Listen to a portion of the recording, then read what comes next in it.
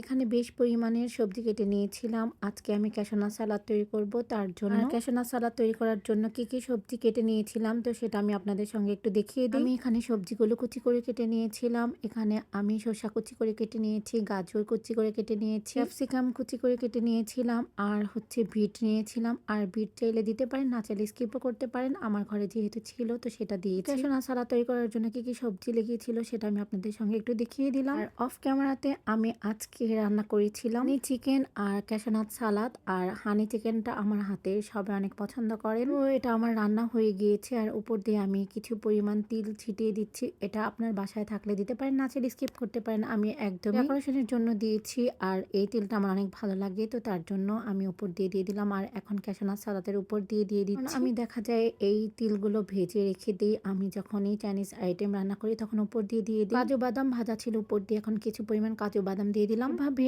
আমি Chinese item রান্না করে ডেকোরেট করি। আর যদি আপনাদের সবার কাছে আমার ভিডিওটা ভালো লেগে থাকে please like, comment and share করবেন। ফলো বাটনে ক্লিক করতে কিন্তু ভুলবেন না। আর আজকে ভিডিওটা এখানেই শেষ করছি। আবার নতুন কিছু নিয়ে হাজির হব। ভালো থাকবেন সবাই। আল্লাহ হাফিজ।